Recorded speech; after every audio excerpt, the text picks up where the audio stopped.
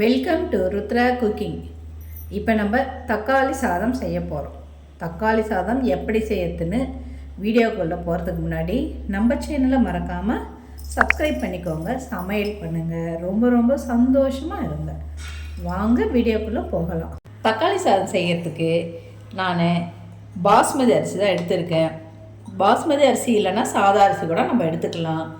இந்த கிளாஸால் 1.5 கிளாஸ் அரிசி எடுத்திருக்கேன். 1/2 கிலோ தக்காளி, 4 பெரிய வெங்காயம் கட் பண்ணி வச்சுருக்கேன்.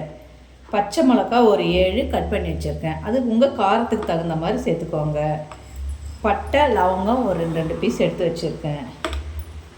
இஞ்சி பூண்டு கட் பண்ணி வச்சுருக்கேன். இதை நம்ம மிக்சியில் போட்டு அரைச்சி விழுதாக எடுத்துக்கணும். இப்போ இதெல்லாம் வச்சு தான் நம்ம தக்காளி சாதம் செய்ய போகிறோம். இப்போ தக்காளி சாதம் செய்யறதுக்கு நான் ஒரு குக்கர் வச்சுருக்கேன். அதில் எண்ணெய் சேர்த்துக்கலாம். எண்ணெய் கொஞ்சம் அதிகமாக தான் தேவைப்படும். எண்ணெய் சூடானது நம்ம எடுத்து வச்சுருக்கிறேன் பட்டை லவங்கம் இதில் சேர்த்துக்கலாம்.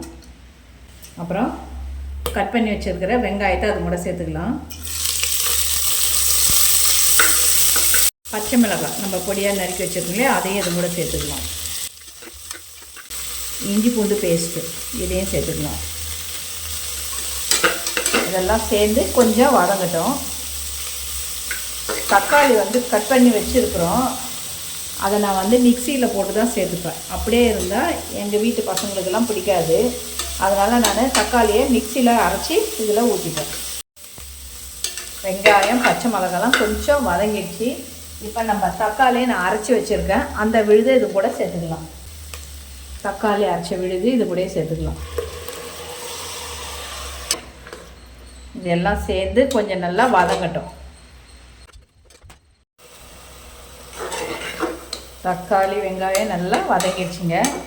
இப்போ நம்ம கழுவி வச்சுருக்கிற அரிசியை இது கூட நம்ம சேர்த்துக்கலாம்.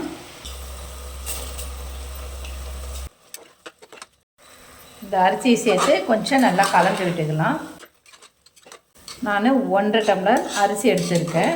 அதுக்கு 3 டம்ளர் தண்ணி.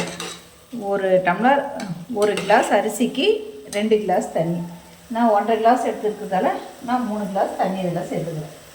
நான் 3 கிளாஸ் தண்ணி எடுத்து இதுக்குள்ளே சேர்த்துலாம். நம்ம இப்போ நீங்கள் டேஸ்ட் பண்ணி பாருங்கள். உப்பு பத்தலைனாலோ இல்லை காரம் உங்களுக்கு தேவைப்பட்டாலோ எதுவானால் இது கூட ஆட் பண்ணிக்கலாம். நான் டேஸ்ட் பண்ணி பார்த்தேன், எல்லாமே சரியாக இருக்குது. நான் குக்கரை மூடி விசில் வச்சுட்டேங்க. 3 விசில் வந்தால் போதும், சாதம் வெந்துடும். குக்கர் 3 விசில் ஆஃப் பண்ணி ஒரு 10 நிமிஷத்துக்கு மேலே ஆகுது. நம்ம திறந்து பார்த்துடலாம்.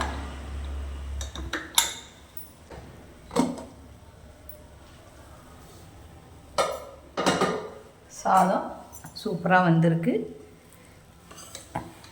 சூட்டோடு கலந்தோம்னா கொஞ்சம் குழ குழன்னு ஆகிடும். கொஞ்சம் நேரம் அது அப்படியே இருக்கட்டும். கொஞ்சம் ஆறின பிறகு எடுத்தால் தான் சாதம் தனித்தனியாக பலபலன்னு வரும்.